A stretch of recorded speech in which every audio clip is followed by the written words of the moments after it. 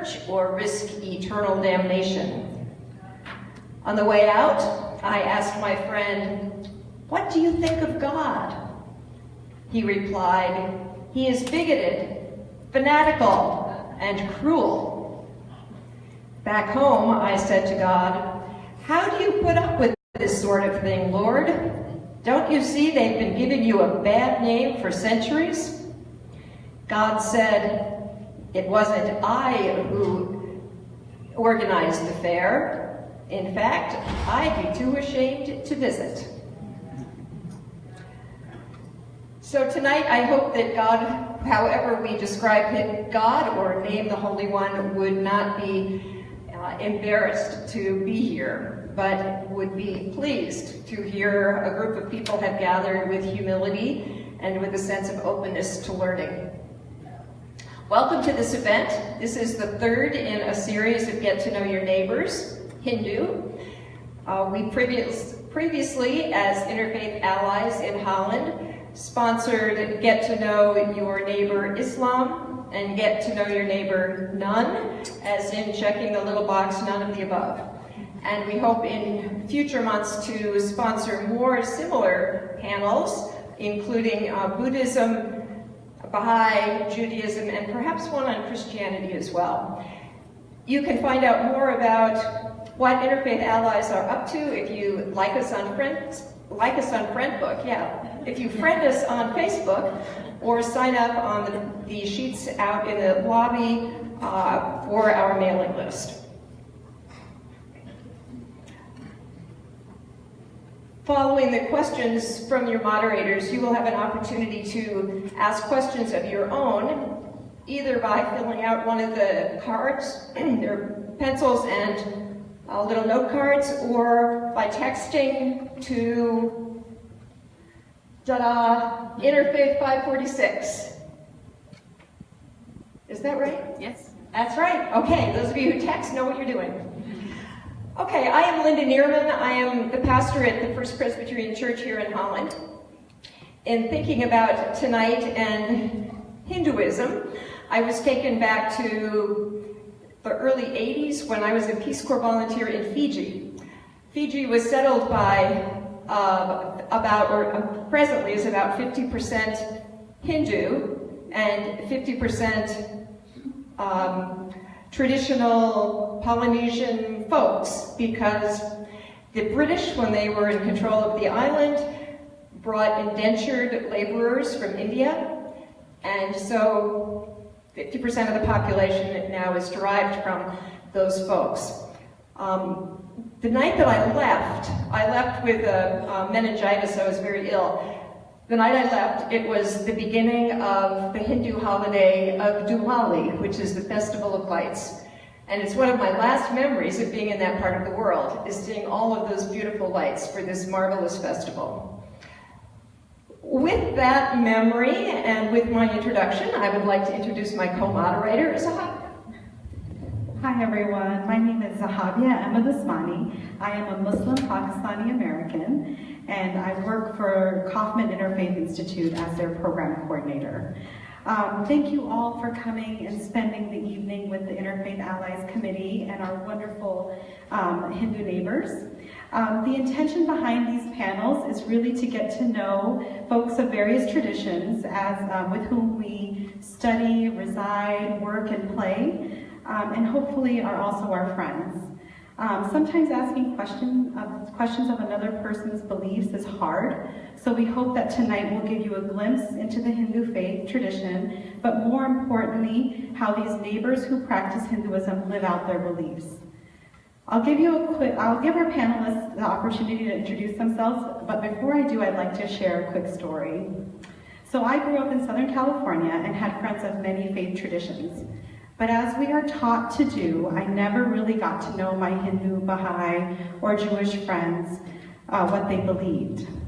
On top of that, I was raised in a staunchly Pakistani household, where my father had even experienced the partition between India and Pakistan, when Hindus committed atrocities towards Muslims and Muslims committed atrocities towards Hindus. I was raised believing that Hindus were the polar opposite in their beliefs from Muslims. Then, I moved here, I got married, I grew up, and moved here to West Michigan. And about 6 years ago, I had the opportunity to ride to a field trip with Sharmila, one of our panelists here. And somehow we got on the topic of spirituality. And as we were talking, Sharmila said to me, well, as a Hindu, I'm trying to get closer to God. And my whole world was rocked. She said when she said getting closer to God, I realized that was exactly what I was trying to do as a Muslim. I remember I was literally speechless and couldn't stop thinking about that conversation for a long time to come. I remember, so don't get me wrong, Hindus and Muslims have some fundamental differences in our concept of God, but now I had something that I could relate to, and it unlocked the door to a more open-minded learning. I hope that today you will open your minds to learning about the Hindu tradition. So as Linda said, the format for this evening is that we will start by asking the panelists some questions, and then we'd also love to hear your questions as well by either texting them in or by the note cards. And then we'll compile those questions in the back of the room, and they'll be sent to us to ask after we've gone through our predetermined questions. I'd like to finally just thank the Interfaith Allies for their hard work to make this evening possible.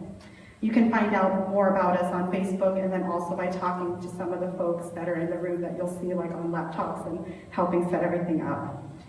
So with that, let me tell you who our wonderful panelists are, and then give them the opportunity to introduce themselves. We have Sharmila Rajani, Fred Stella, Priya Gurumurthy, and Ananya Avinash. So let's start. You guys ready? Okay, can you please tell us a little bit about who you are, how you spend your days and connect with the community? What are a little bit about your background, anything you'd like to share? Good evening. Zahabia kind of introduced me already in some sense, and I had no idea that little conversation that I had with her would go this far, and that just tells me the importance of having a dialogue and conversation. I grew up in India, I was raised there, and everything that I know about Hinduism has been because I was raised in a family and had the opportunity to interact with Hindu teachers and masters. Currently I'm in Holland. I practice law here in Holland, Michigan, and have been here now for about 20-odd years.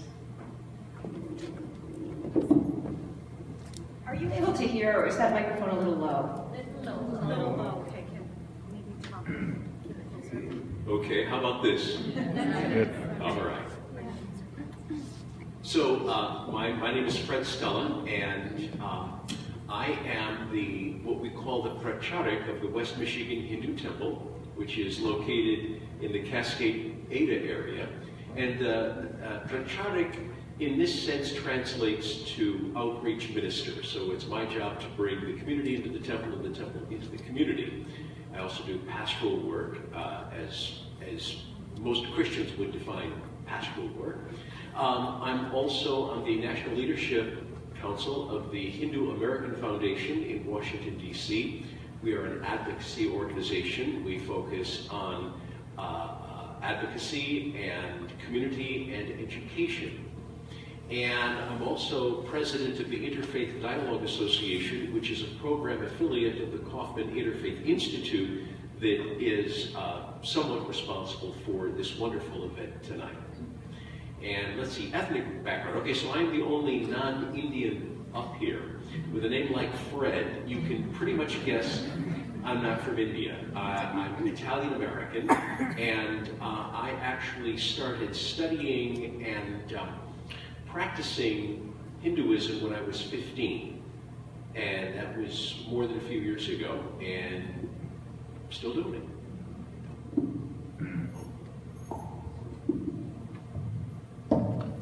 Namaste and vanakkam to all of you.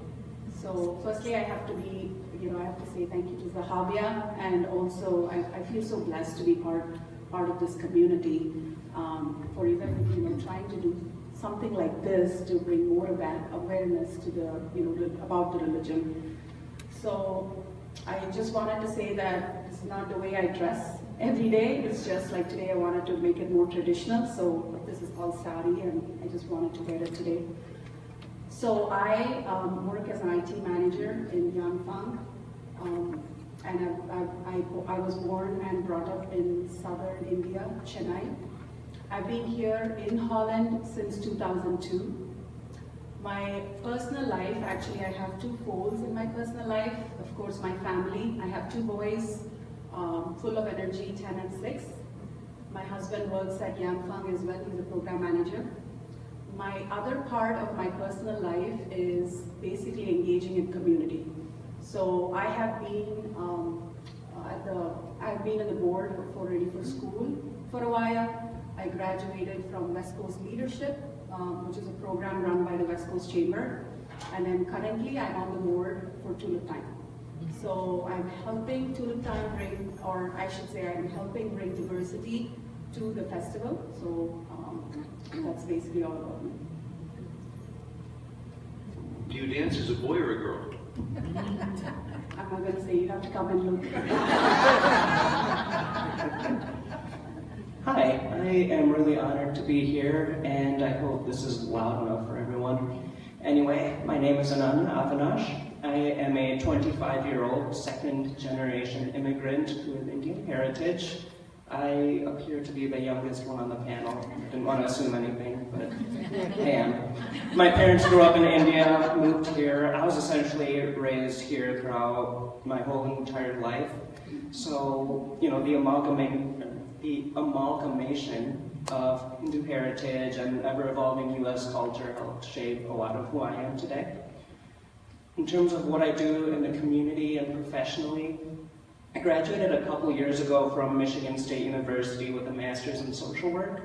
You know, I have a couple years of experience in the school system, working with teenagers, kids with disabilities, and elementary schoolers. You know, right now, I work for an agency that essentially contracts with a bunch of colleges, mental health agencies, and other places to provide 24/7 telephonic support. So that's what's been keeping me busy. I hope I summed that up pretty well, because I saw some coworkers in the audience. But yeah, that's me. It's amazing to be here, and I'm excited for this event. Thank you. Thank you for your introductions.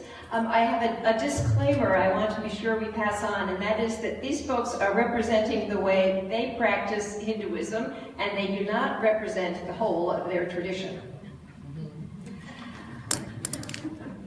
Would each of you say something about your understanding of Hinduism, how you would describe it, and something about your own core beliefs and your experience with holy writings? That's not much, is it? So, I want to begin by saying that the word Hinduism itself is a misnomer. So, and when I define it as I do, you can see what I mean. To me, it means a set of spiritual traditions and very different philosophical systems that evolved on the banks of the river Indus. And the name Hinduism is because when the Persians came, instead of Indus, they turned, the people who lived on the banks of the Indus became Hindus. So it is really this conglomeration of beliefs that are rooted. We would say that what is the commonality? The commonality is that they're rooted in a set of spiritual texts. These texts in the tradition are defined as texts having no beginning or end. What kind of text is that, you ask? It's because these are oral traditions. These books, these ancient texts that date back to 5,000 years in the Hindu tradition, making it one of the most ancient spiritual traditions in the world, are termed the Vedas and the Upanishads. And most of these philosophical belief systems or traditions that have evolved through centuries that form a fabric of Hindu belief are all rooted in these core texts. But teachers and reformers through the ages have made contributions to this very rich tradition. So what each of us may get out of Hinduism can pretty much be a little bit different, but all tied to this common religious text and these core beliefs. To me, the core belief of Hinduism, and that's my concluding thing, and what I value most, is, for want of a better word, it's the universalism of Hinduism. So my being a Hindu helps me recognize the truth, the germ of truth in all religious systems. They're like sunlight streaming through a stained glass window. Each has a different hue, but their source is the sun. And that is my core belief as a Hindu.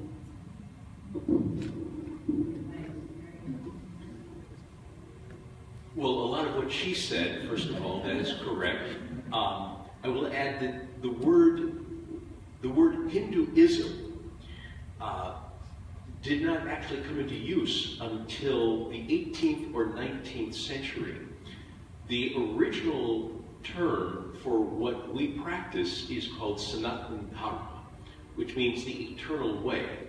But we use that term still today, but we also use Hinduism, Vedic thought, Dharmic thought. There are many different ways, but it's all pretty much Hinduism. And I would say the core belief, or one of the core beliefs, is that Brahman, or God with a capital G, is one. So we believe in one absolute, primal entity, consciousness, called Brahman. Out of Brahman come many different forms, but they all have their foundation in the one. Hinduism is often talked about as a polytheistic faith. So people say, are you polytheist, are you monotheist? I say, yes. It really, Hinduism doesn't fit neatly into that binary system, you know. It goes a little bit beyond that. There are polytheistic elements, there are monotheistic elements. I prefer the term monism, which means that divinity is one. So divinity is both beyond creation and within creation. I won't get into all of that right now, but we can flesh that out a little bit later. And absolutely, there is one verse in the Vedas, the original text that she was talking about, that says, truth is one, but the wise know it by many names.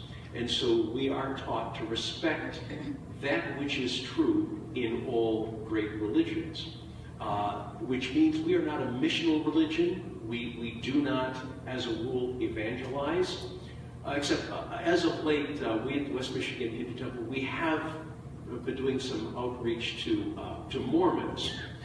But that's only because they're such great tithers. You know, I mean, they can keep believing what they want to believe. It's fine. Just join us and help us pay off our building. And we'll feed them well.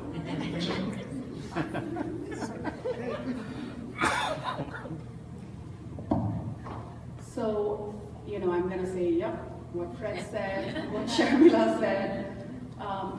To me, just like any other religion, to me, Hinduism, what it teaches you is to lead a way of life so that you're away from any worldly, you know, pleasures or any worldly things, material, in order to just go into something beyond, you know, whether it's happiness or contentment or peace. You know, I think every religion, what Zahavia said too, you know, you ultimately want to get to one particular, you know, there's something that's out there that we all want to reach, you know, and it basically gives back to your heart, you know, how you feel and other things. So it's basically how you lead your life.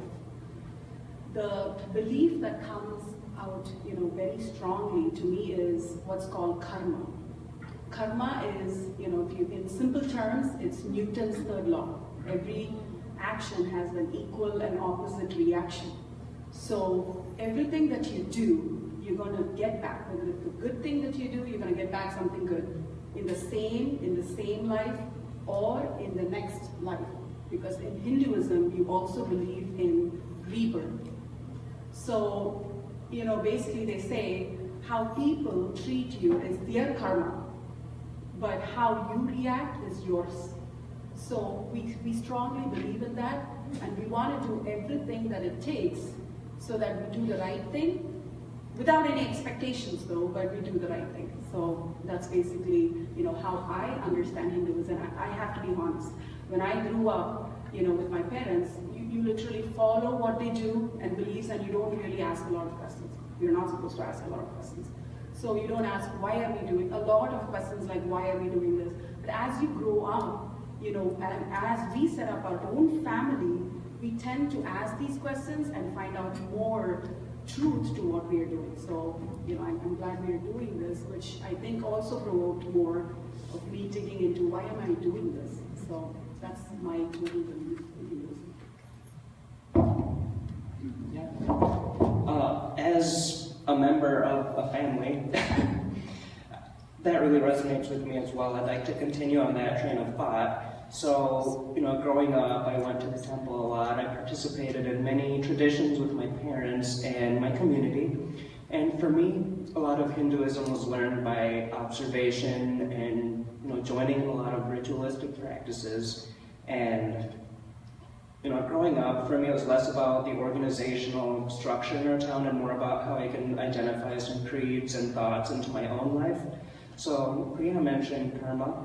I want to mention ahimsa, which we'll be talking about, throughout this talk. But essentially, it's where the term, or it involves the term nonviolence, kindness, compassion towards all living things, and also inwards within ourselves. I bet this resonates with almost everyone in this room in some way, but everyone's fighting their own battles, everyone's trying to do their best and live life to the best of their ability, and one of the best things we can do is be kind and show compassion towards others.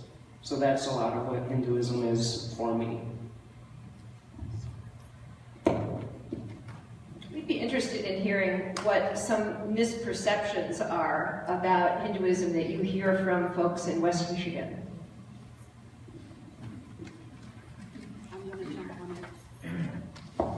I'm going to jump on the question. So, one of the first misperception is, what I think is people think that all Hindus are vegetarians, which is not the case.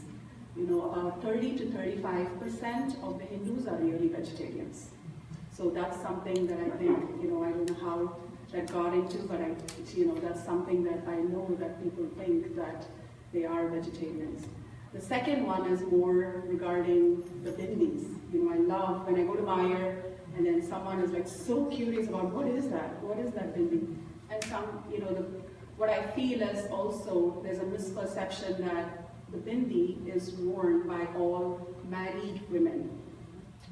But actually the bindi has a lot of stories. In fact, even I had to dig up recently to find out whether what I knew was right or wrong. So this is supposed to be the third eye, where the bindi is, which is where you let your ego go.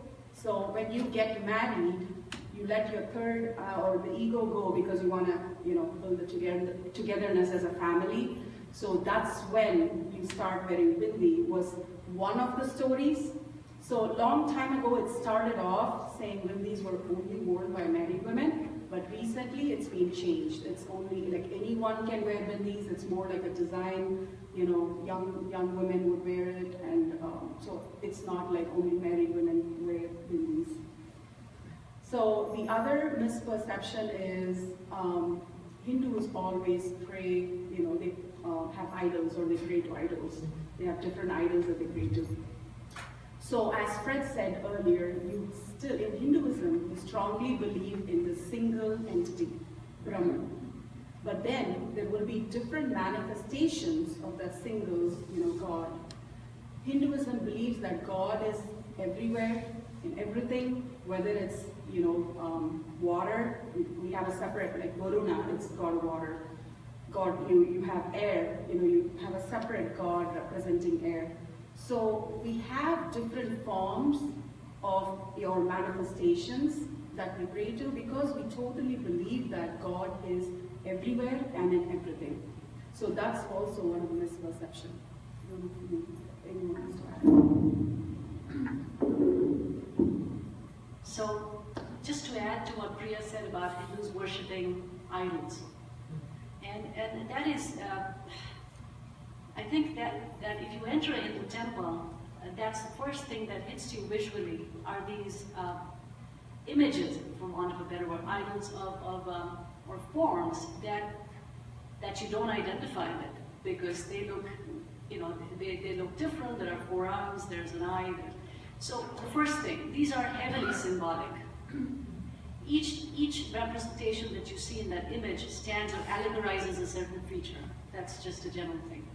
But more importantly, what the Hindus believe is that the divine is beyond gender, beyond time, beyond space, and cannot be conceptualized by a very limited human mind. And that's what the essence of the Brahman is: beyond space, beyond time, beyond gender. In fact, 3 words define the Brahman. There's only 3 words that scriptures use, and that is Sat, Chit, and Anand, meaning that which is truth, that which is eternal, and that which is timeless and eternal bliss. So eternal bliss, eternal truth, and eternal consciousness. That is the Lord. I mean, that is the divine. So because, and having said that, because it's so difficult for the human mind to conceptualize a deity of that nature, how do you build a personal relationship with God? Because Hinduism believes also in building a personal relationship. And so Hinduism, or the teachers felt through the ages, that to conceptualize the Lord in a certain form, be it Christ, be it the Buddha, and be it Krishna, you can build a personal relationship with the Lord in that fashion, depending on which culture and part that you originate in.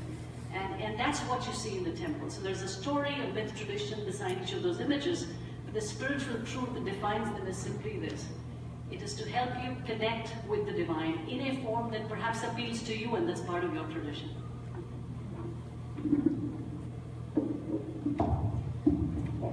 So one of the misconceptions I wanted to talk about is that a lot of people sometimes come to me and say, Ananya, like, I heard you guys have a caste system. I heard you guys divide people into how useful they are and what they can do in society. And a good way to address that is that it's not intrinsic to Hinduism. What people understand as a caste system, I'm going to delve into a little bit of history here because I think it'd be useful.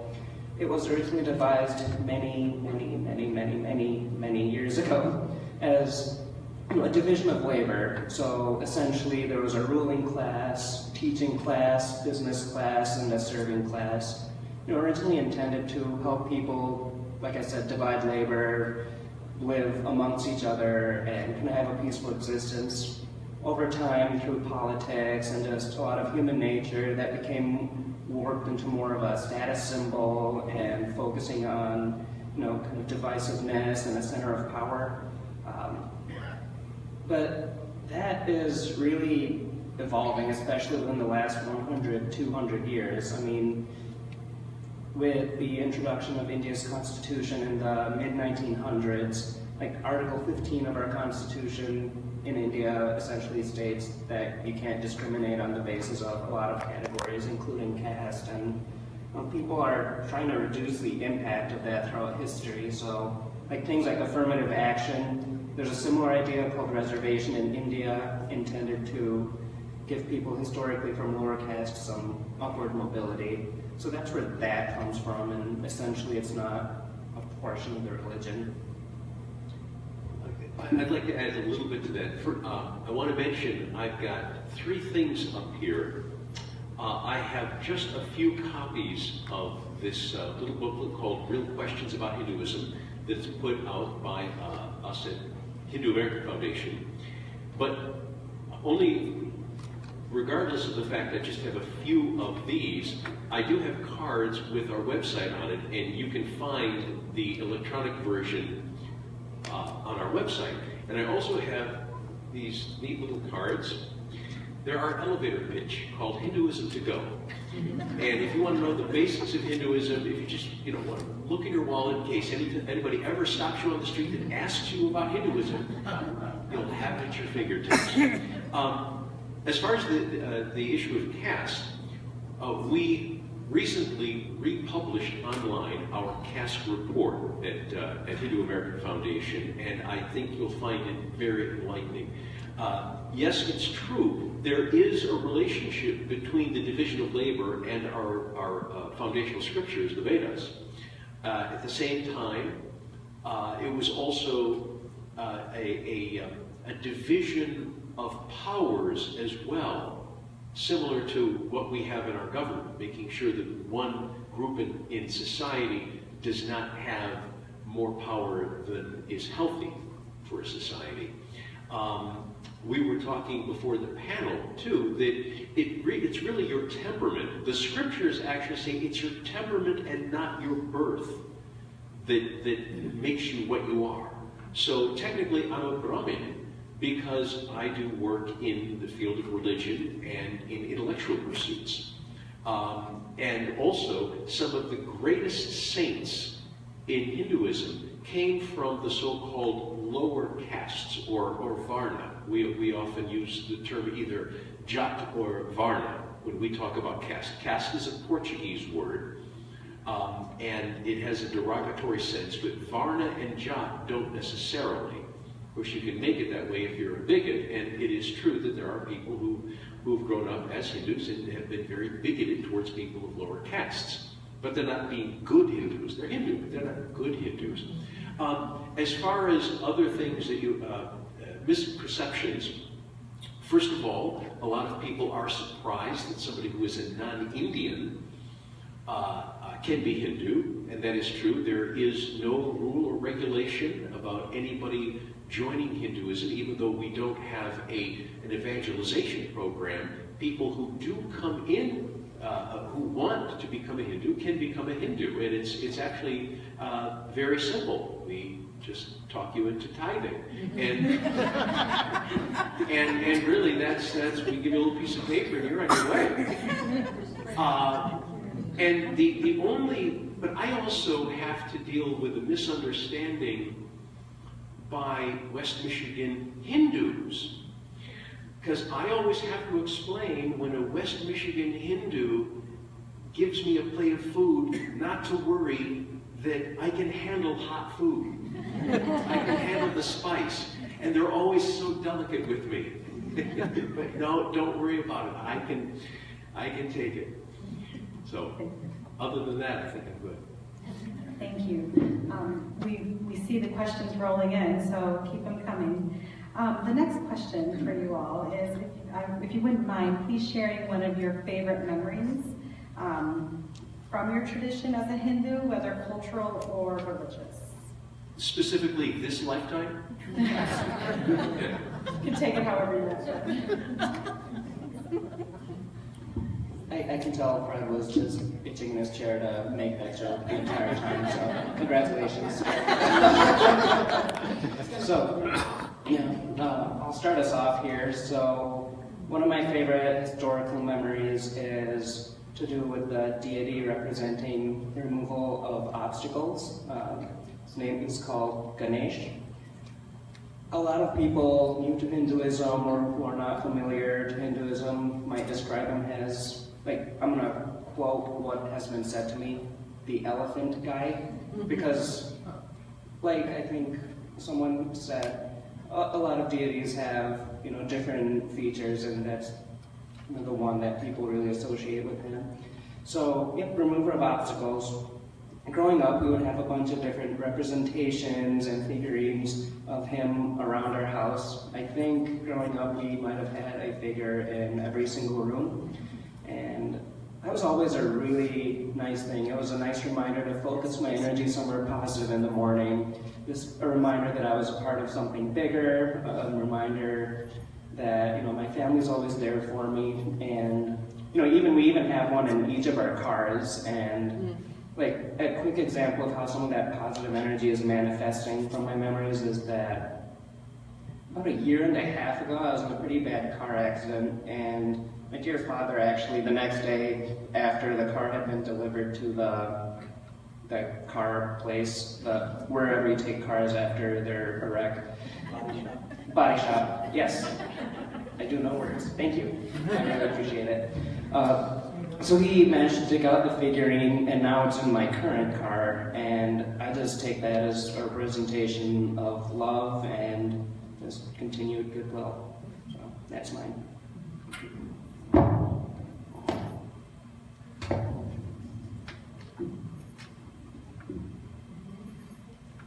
So I'm sure, I'm going to talk about how in our family we celebrated Diwali, you know.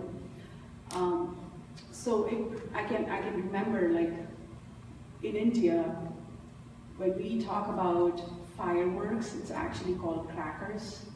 So that was a big cultural change here when I came here, fireworks. And then everyone, now when I say crackers, it's like, what am I even saying? So it was a tradition, like during Diwali festival, a week or 2 weeks before, we literally, so I have a younger brother, we literally put a list of all the crackers or fireworks that we want to buy. There's no restriction in India, so you can go and buy.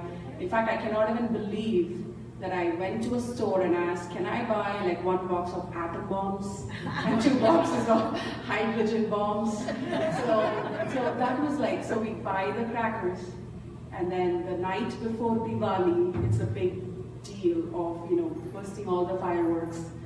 And then we buy new clothes. Basically, Diwali is all about, you know, taking all the evil away and then, you know, getting ready for a new, you know, beginning or a start kind of thing. So we buy new clothes, we keep it in front of God. In fact, in India, I remember every time we buy new clothes, not just Diwali, we used to have a separate puja room where we have all these different manifestations of God.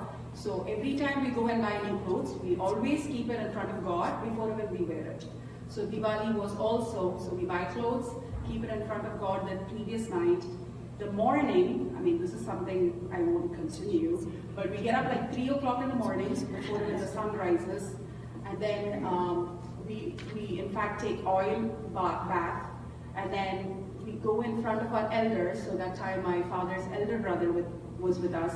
So we take all our clothes, go and get blessings from him. So we fall at his feet, get the blessings to have a wonderful year, and then we take our, you know, shower, wear our new clothes, and then off we go to burst our atom bombs and hydrogen bombs. When you won't believe, when you go to the streets, it's all like so foggy. You won't even be able to, don't even dare walking on the streets. That's kind of the message. So we enjoy doing that, come back, eat sweets and savories, and then you have relatives coming over to your house to get blessings, and then you go over to your relative's house to, you know, fall at their feet and get blessings. So it's like a lot of, you know, things going around in your heart, like happiness, excitement, and peaceful, which I'll never forget. And you know, I'm trying to continue as much, not the fireworks, atom bombs and hydrogen bombs, but we are continuing to carry on with that tradition here as well.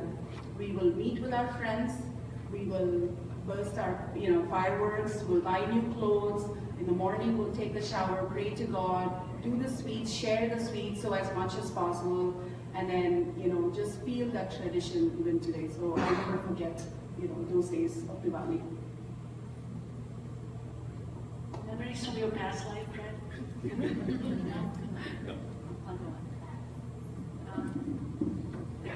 Yeah, I think every child's favorite festival in India is Diwali, and Priya gave a very good description of what it's really like.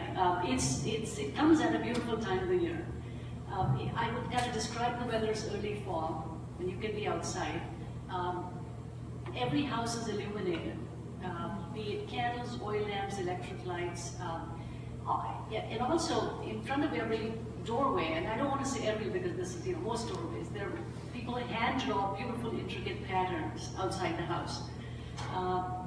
And it's fun and festivity for every child. It's every child's dream come true because there's food, there's friends, there's the magic of fireworks in the evening, there's visiting, and it's just a beautiful time of the year.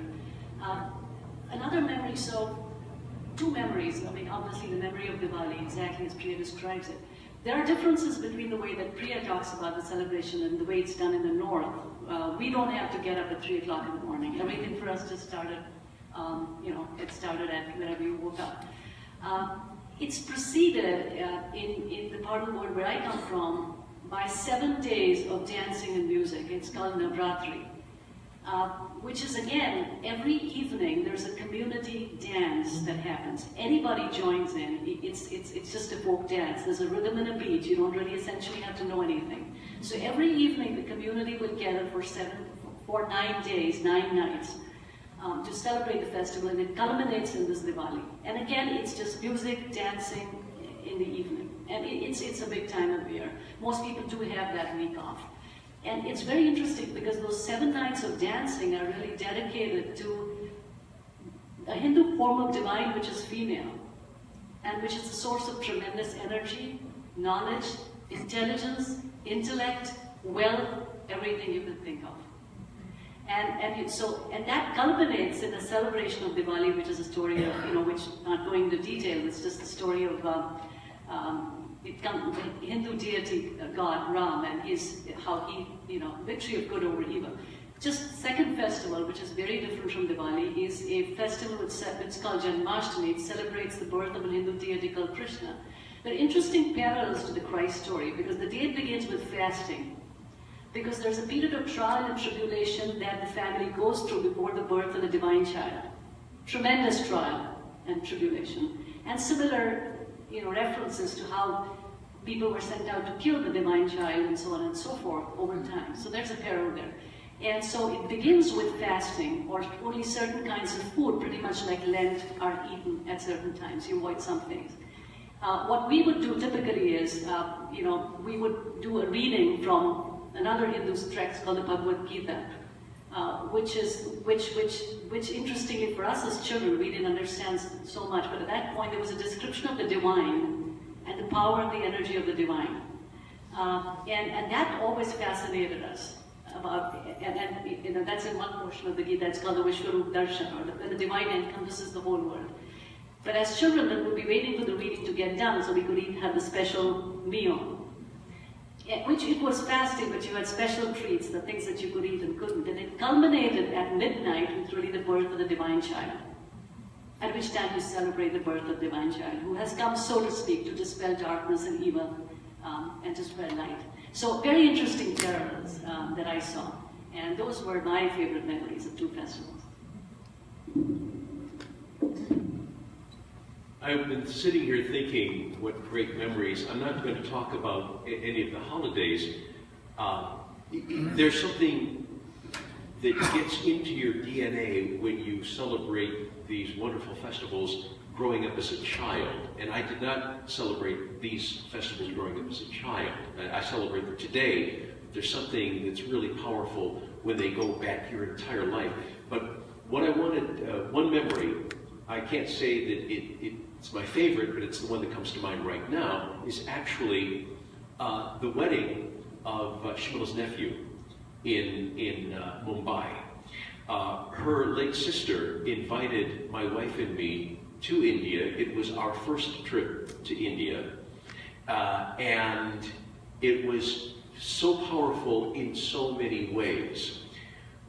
The religious tradition surrounding weddings was deeply moving to us, as well as the social attitude as well. The social atmosphere of gaiety is in any weddings, and you might know that Hindu weddings last several days. And your niece Radhika was delightful because she insisted that my wife and I be a part of the intimate family gatherings as well. For instance, the puja that takes place in the home before the day of the wedding. Because you're only family members, but your niece said, no, Fred and Teresa have to be there. And on the day of the wedding, it's only certain men who get turbans. She said, Fred gets a turban. And my wife took a picture of me in the turban on the street before the parade, and she just thought, okay, this guy is in absolute heaven right now. He's wearing a turban, he's in Mumbai, and he's going to a Hindu wedding. And actually what happened that morning is the day before, my wife went out and bought a sari. Now saris, there's an art to tying a sari. There are no pins or anything that holds it together, it's all the art of tying. And at the store, they showed her how to tie a sari. Well, the next morning, like she's going to remember, right? And so she goes, I don't know how to do this. And we're going to be late for the wedding. So I'm running around the hotel trying to find a woman to help us. There's no woman to help us. So I wrap her like a cocoon. I mean, she's like this. And I carry her out sideways out of the hotel and throw her into a cab head first. And we're meeting, what you do is you meet at a prescribed place to have a parade. So you're meeting like it's just a corner of a busy intersection. And there's all these people, there's a band waiting so you can dance all the way to the wedding hall. And so I go to your sister and I say, my wife's, she can't get into the sari. She's still in the cab. And she sends some woman, takes Teresa out, puts her behind a truck, she does a little whirl, and then she puts her together, and then she's good. So that's about my favorite Hindu memory. Yeah, I think a round of applause for that. Great story. Thank you. Okay, those of you who have been to these panels before know that we do a lightning round, and we will ask our panelists to give us responses off the top of their heads, lickety-split, without thinking and without going into great detail. You can go into detail later if you would like. Since we are in Holland, your favorite tulip color? Red. Red. Orange. Do blue tulips exist? Not in nature. Okay. Red tulips dyed blue would be mine. Weirdest food you ever ate? Weirdest food? Octopus, I guess.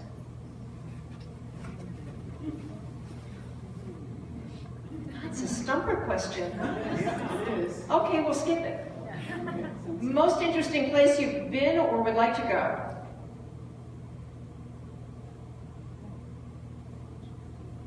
Okay, I would say the most beautiful place I've been, it is in India, and I can tell you that I don't know all of the Indians who are here, but I would make a substantial bet that they have not been.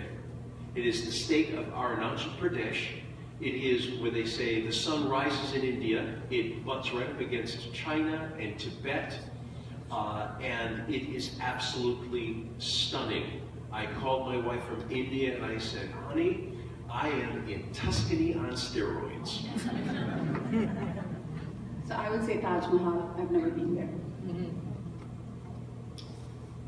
Places that I really value, not a specific place, but any typical street market in India. I mean, there are cars driving, there are people, having their entire well-being at bazaars and stalls and everything. There's a whole complete, amazing cultural perspective that just puts everything in a different light. The southernmost point of India where 3 oceans meet, and there's 3 different colored sands. And there's a beautiful temple to the mother goddess, Kanyakumari. Cat or dog? Dog. 2 cats. Neither. I promise this is not a cop-out answer, but having one of both, they're both my favorite animals on the planet. I cannot choose between them. Favorite summertime activity? Michigan. Napping. With kids, outdoor. Lake Michigan. Scariest thing you have ever done?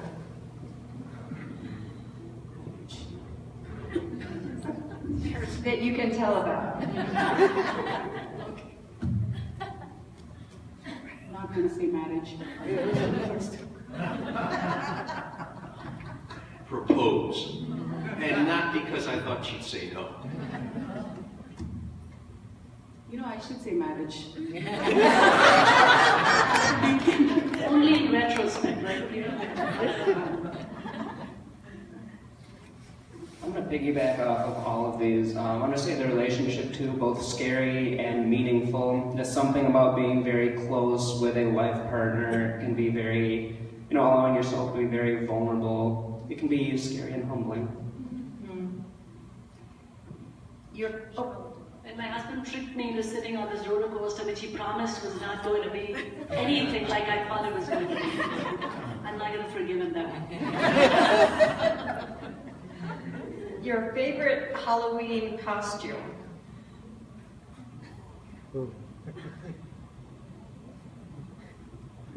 The one that I have the greatest memory of was a devil, and the face was absolutely massive. I mean, the face was like this, and it was a tremendously scary costume, and I like scary costumes, and that probably is my favorite to this day. Is it just my favorite or just a favorite? But however you like. I would say my little one was wearing a pumpkin, so I'll never forget that. That was my favorite. When I was at college, there were all sorts of very, very strange costumes. One that sticks out to me, might not seem weird to any of you, but it was really weird to me. It was a guy dressed up as a bum. Just a bunch of skin with a nail behind him. No face, just kind of weird eye holes that are very typical flesh colored. That's very Caucasian skinned thumb. It's weird just thinking about it.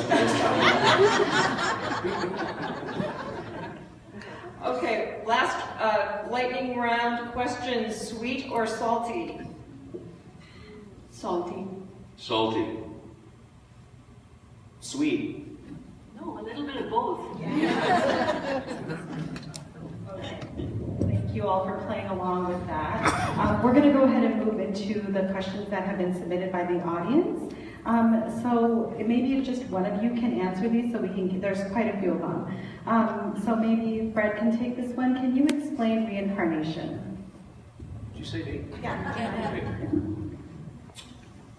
Okay, I'll do this as concisely as I can, but it does get complicated. So, essentially, we come from the divine. According to the Hindu scriptures, we are a part of the divine. We are a soul on a journey. Those of you in the Reformed tradition have an understanding of predestination. We, in Hinduism, have a form of predestination. It's different from Calvinism, but it still is predestination. And by that I mean that in our individual lives, we have free will. We can do this, we can do that. We can go towards the light, we can go towards darkness, we can be jerks, we can be lovely. We can do what we want. But macrocosmically, in the big picture, we kind of don't, because we have this divinity inside of us, and it's kind of like a time bomb. At some point it goes off, somewhere along this journey. From lifetime to lifetime. And when that time bomb goes off, we realize that materiality does not satisfy us. Fame, money, all of these things don't fully satisfy us. And all of a sudden, being compassionate is something that we strive for. We start feeling empathetic. Then we're essentially on our way back to God. So every lifetime that we experience is a lifetime that has been given to us. The circumstances have been given to us so that we have the opportunity to go towards the divine. Now again, it gives us the opportunity. It's not fatalism. It doesn't say, oh, you've got a good life, you're going to God. No, every lifetime we exercise our free will. And if you were to look at a lifetime, it wouldn't look like this. It would look like a stock market chart, right? We have our up lives, we have our down lives, depending on the choices that we make and the consciousness that we hold. Now, I realize I'm going to go out on a limb and say probably most of you in this room don't believe in reincarnation. But I know why. It's because you were skeptics in your last life. And you carried that over. It's that simple, really. I will say this, too. There's so much more I could say, but again, I want to be quick on this. Anybody who's interested in the subject of reincarnation should know that the University of Virginia, that venerable institution that was founded by Thomas Jefferson, has for the last 50 years been investigating the concept of reincarnation. And this isn't in their philosophy department, this isn't in their religious studies department, this is in their medical school. And they actually interview people who claim to have past life experiences, and they investigate them. Usually they're very small children. And the reason, though, it is said that we don't all would remember our past life memories, is because it would be overwhelming for us. So we're sort of given this divine amnesia. Sometimes as small children, it is said that it's easier to remember certain aspects, and also when you're closer to enlightenment, when you're closer to dropping off of the karmic wheel, so to speak, when you're at the end of your reincarnational segment, that you can remember them without frustration. The key to remember, the key thing though, is that the point of reincarnation is to stop reincarnating. At the very end, when one reaches a form of self-realization or enlightenment, one returns to Brahman, that state that was mentioned earlier, Satchitananda, ever-existing, ever-conscious, ever-new bliss. That is the final state of every soul that has ever emanated out of the bosom of Brahman. Thank you. The next question is, and whichever one of you wants to take this one, is what is the way you worship? What does worship look like in your everyday life?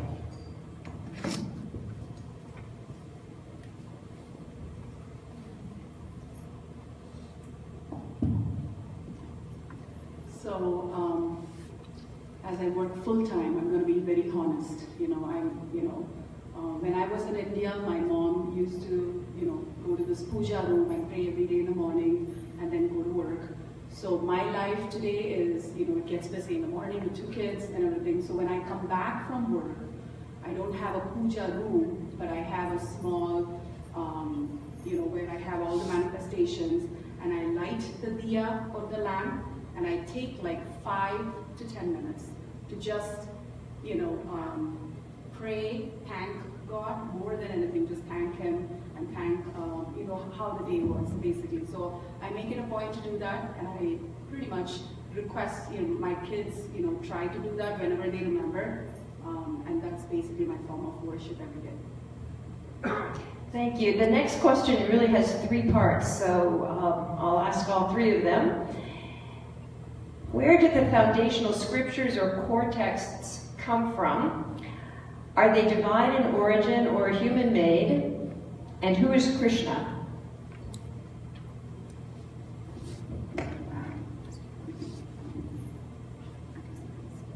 Yes, the divine texts are not of human origin. They're part of, and again, as I said, they're not texts, so to speak, because it's an oral tradition. That's how it started. Of course, now they're all codified and written out.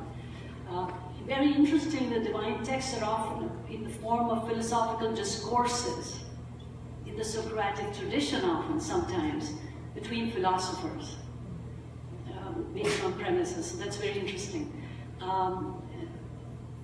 The one divine text that most Hindus are familiar with is the Gita. And that interest is, and sometimes it's synonymous and seen as the central text of Hinduism, like the Bible is for Christianity. And the Gita, interestingly, is a discourse on a battlefield.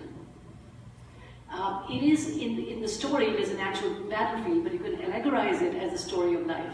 So it's a battlefield discourse delivered, and that brings me to the 3rd part of your question about who is Krishna. Krishna is, as I mentioned earlier, in my context, as a memory, one of the Hindu deities. And he's at the center of this text called the Bhagavad Gita. Krishna's, like I said, the story parallels the story of Christ, as in, I'm going back to one central notion in Hinduism, which is the notion of incarnation, which is, I think, a beautiful concept, which is behind the universalism of Hinduism. Incarnation simply is a belief that the Hindus have that the divine being incarnates itself. I'm using it deliberately as not himself or herself. The divine being in a human form, the essential mystery of the limitless confining itself in the limited human form for certain purposes in every, so to speak, the Hindus call it yuga, in defining moments in time. When does that happen? To show the path of righteousness, to teach the path of righteousness as needed, to destroy the evil, and for the benefit of the faithful, to uplift the faithful, right? And Hindus believe that this happens time and time and time again in several cycles, which is why to a Hindu, Christ will be one such incarnation of the Lord. Anyway, so one such incarnation was Krishna, okay, the Hindu deity. He's an extremely popular and worshipped Hindu deity. Again, primary purpose, destruction of evil, born at a time when the world was replete with arrogant, egotistic, demonical forces, right? And the central discourse he delivers is in the midst of a battlefield where he's the charioteer. His disciple is a warrior who's afraid to fight because he sees immediate family members confronting him and he's like, I can't fight. I don't want to fight. And the whole discourse is delivered on the meaning of life on the battlefield. Okay? And that kind of defines Krishna. Thank you. How do you feel about non-Hindu people using bits and pieces of your culture? Basically cultural appropriation of things like yoga. I can talk a little bit about this. So, short, simple answer, it's fine as long as you're not exploiting people. My ideal balance of cultural appropriation and just sharing culture, things like yoga, saris, even biggies as fashion statements. Historically there have been certain groups of people in power, certain groups of people who have been oppressed. So on a surface level, it can seem ethically terrible to kind of take culture from people and kind of use it without acknowledging them. And at the same time, it's kind of a gray area because a lot of traditions are meant to promote inclusivity. I think the most appropriate way to participate in a lot of traditions is to take the time to learn about some history, take the time to engage and give back to the community that it comes from. Because, for example, yoga, lots of health benefits, great thing, 10 out of 10 would recommend. And I don't think it's bad if anyone does it, but, it's... I think what you said, acknowledge. Yeah. Acknowledge where it comes from. A lot of people often don't do that. And if they would just tithe. Tithe. Every single one will ask tithe. Yeah. Thank you. One of our guests asks, I know of the creation of India and Pakistan, the partition, and the attendant violence between these nations. Is this a long-standing animosity? Is there a logical comparison to the animosity between Christianity and Judaism or Christianity and Islam?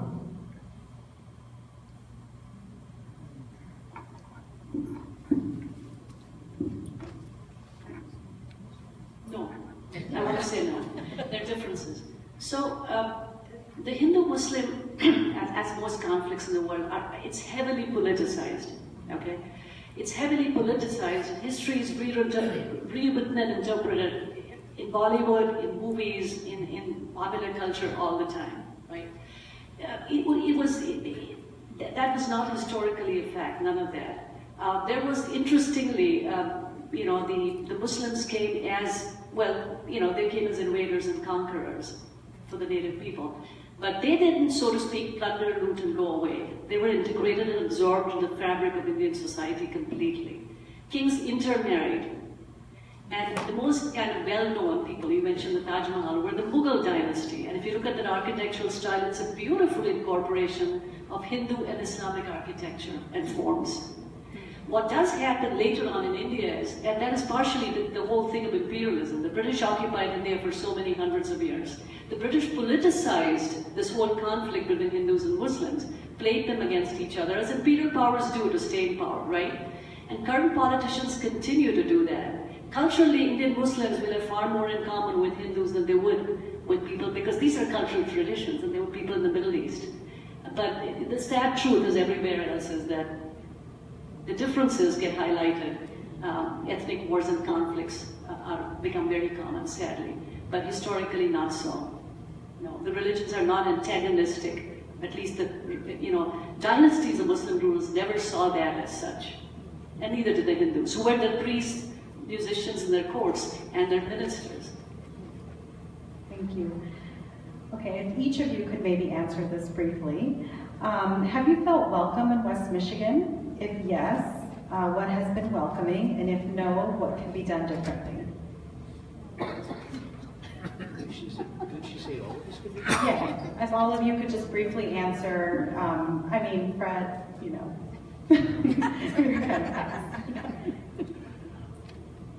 Yeah, I felt welcome in Michigan. I'm just fine. Really, people invite me to their houses for dinner, to parties, and they smile at me when I shop at Myers. So I'm really happy being here. I've never had a problem myself.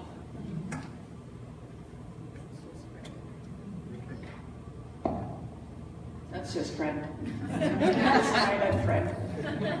So I don't think I had a problem at all, because otherwise I will not be here at all. In fact, even sitting here. So I think this is a welcoming community, but of course, as always, there's more to do. We can always help with, bringing more awareness. So the fact that Tulip Time, wanted me on their board to help bring diversity to the community was a great thing.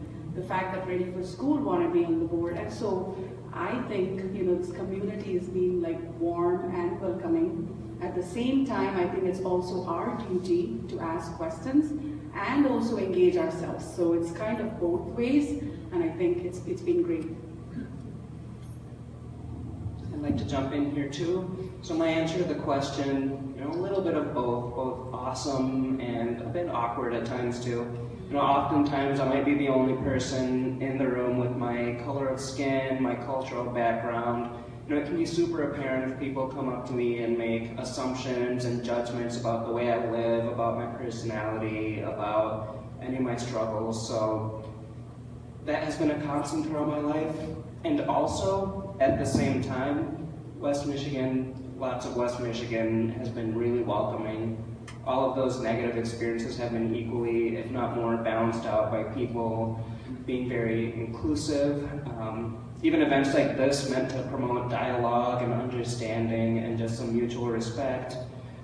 Other members of my community wanting to learn about their religion, and every now and then people smile at me at Meyer too. So,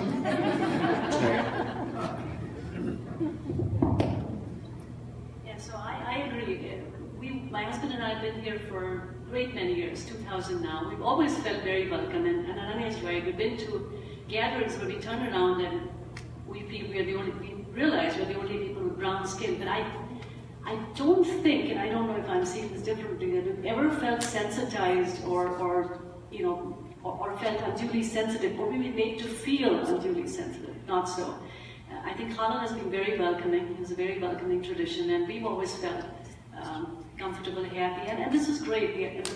The opportunity to be able to talk about and have cultural exchanges like this is I think, a great step forward. Let me add one quick thing too. And I can't be angry at people who do this. It's just awkward. So many times I'll have a friend, and we'll be talking, and maybe we'll be at a social function, and someone will come up, and he or she will introduce me. But they say, "This is Fred. He's a Hindu."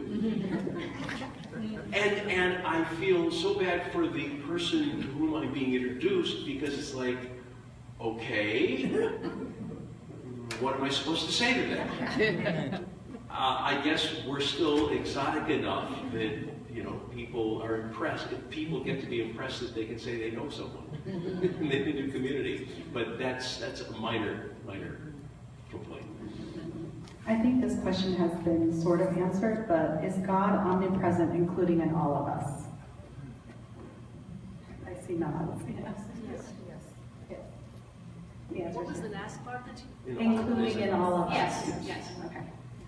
Yeah, I'd like to jump on my soapbox a little here. So, from my perspective, a lot of God, it's less believing in some spirituality somewhere in the afterlife. I see God as more through my interactions with every living being. So, with the whole talk about omnipresence, basically anything that supports me in life, the ground I walk on, the plants, the food that I eat, you know, my loving friends and family who validate my experiences, give me reasons to continue living, and even my pet animals who are brats and still loving at the same time. Like, I see God through every single interaction I have with them. That's what I interpret God when we talk about the term omnipresent. Thank you. Is Baha'i related to Hinduism? No, not really. Other than, as with any religion, we can certainly find common threads. And they do acknowledge Krishna as one of the prophets through the ages. But other than that, I think that there are enough significant theological differences to understand that we're talking about two separate religions. Did Jesus spend time in India?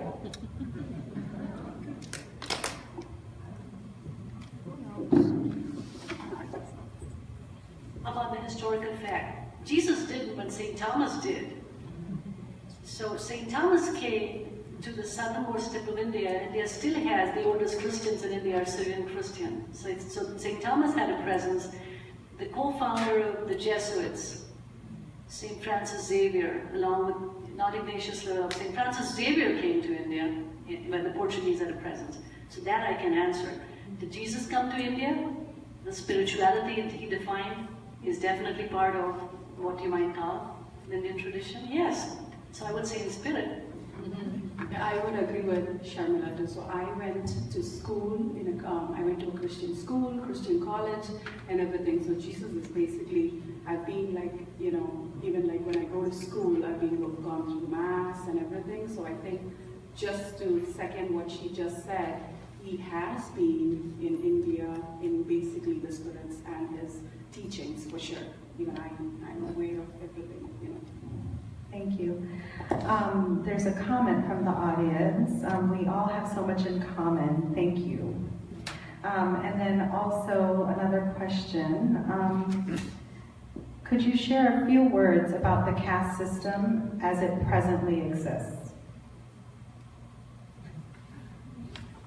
I'll tell you what, to make this really short, I really would recommend that you go to the Hindu American Foundation website, which is HAFSITE. It's HAFSITE, halfsite.org. I've got cards here, and I think that you will find an essay there that talks about the history, talks about the spiritual ramifications, and also does address the caste system as it exists today.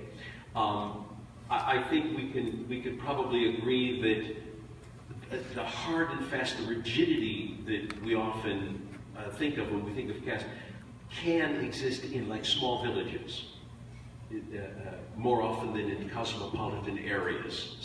Sometimes old thinking dies harder in remote and small villages. This is true.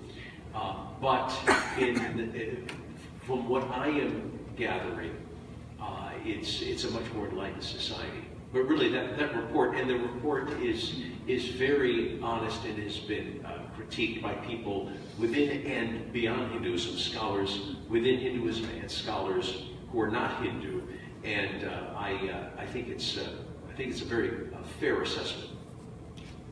Can you share about the use of food in worship and veneration of deities?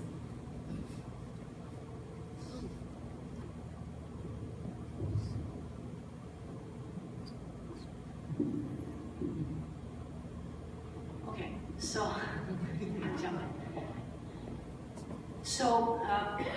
I talked about building a personal relationship with the deity, with the Lord as in the form of a deity. Part of that, so you can conceptualize the deity as a friend, and there are various hymns that do that, as a loved one, as a parent, in many different forms. As part of that, you worship the deity, and as part of the worship or conceptualizing the deity, you also offer food to the deity. What you eat, you offer to the deity, and it's so the belief goes that if your devotion is true, it's sanctified, and then you partake of that sanctified offering. It's called prasad. So it's part of that, building that relationship with the deity and humanizing the deity. So it's an offering, right? In course, and it's sanctified by the deity, and then you partake of it. So that's one of the concepts. And it could be a full meal. It could be everything that you eat. And there's certain rituals prescribed, like in the faith, of how you should do that. So that's kind of the basic, simple belief. Thank you. One of the audience comments about a poem called perhaps Bellini. The final line is, "My heart burns a hole through the sun." Do you recognize the poem, any of you? Or do you know the rest of it? Looks like a no. Okay. Maybe somebody could Google, "My heart burns a hole through the sun." That might be a way of finding it. Do I have the right religion? That's a broad question. Would anyone care to take a stab at that? Yeah. Well, we don't know what the religion is. I mean, I just want to say that, maybe this will be resonating with anyone who's read, like, Life of Pi or something. A lot of times, religion tends to be described using a metaphor. All rivers lead to the same ocean. So, if if a particular religion resonates for you, then, you do you. Not wrong at all.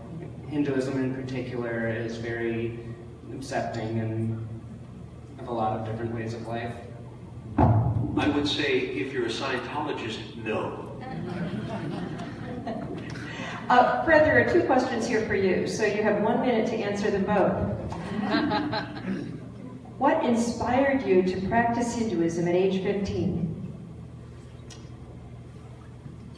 That's in a minute, half a minute, right?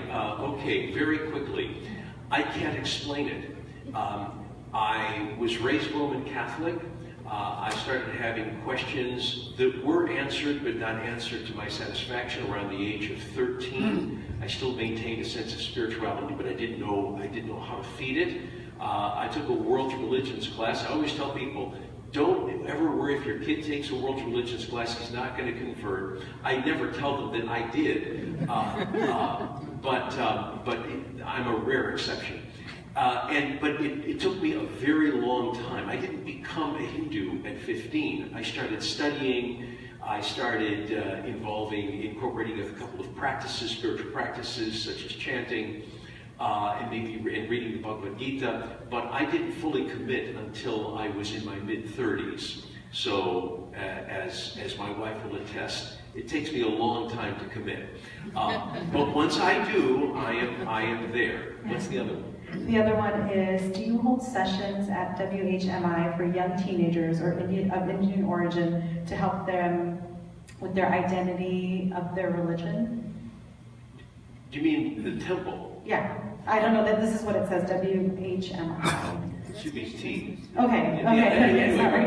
Okay. No, listen, that's a wonderful question, because I have wanted to be able to start something like that. I've had talks with the board on and off for years, to try to create something like that. And there are things for children, for small children, but there's nothing for high school and college age people, and I would love to see that started, because you know, the religions that grow, the religions that really prosper in this society are the ones that nurture not just the kids, not just the 5 and 6 year olds, but people all the way through high school and college. Those are the people who inherit the tradition and will hopefully pass it on. So I'd be way open to that.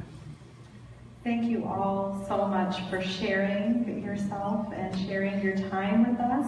If we can give our panelists a round of applause,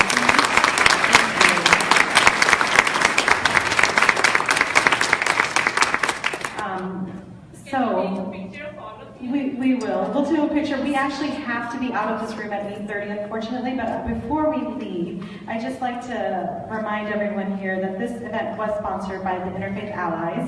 And with summer quickly approaching, we don't have a ton of events scheduled. Like Linda mentioned at the beginning, this is our 3rd Know Your Neighbor panel. We do plan to do more starting in the fall. So for the upcoming events, please get on our email list so that you can stay connected. We have also held 2 interfaith dinners. And then you can also sign up. There's a contemplatives group starting in Holland. So if you would be interested in signing up to join that group, you're welcome to do that. There's a sign-up sheet outside for that as well. And please don't forget that the Summit on Race and Inclusion is happening on May 15th, and there is a faith breakout in there. And just a shameless plug on behalf of Kaufman Interfaith Institute, we are holding an Interfaith Youth Day Camp in June, and you can go to interfaithunderstanding.org for that, and it'll be 8th through 11th graders.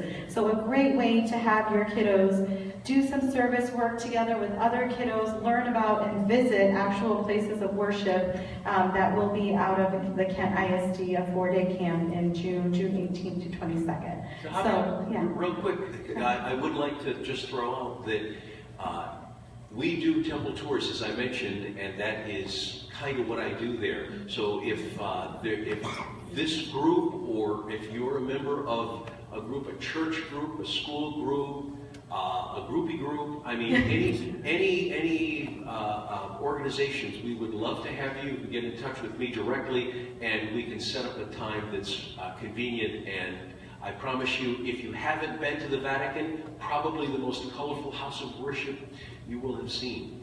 So thank you. Thank you. Thank you, everyone. Have a good night.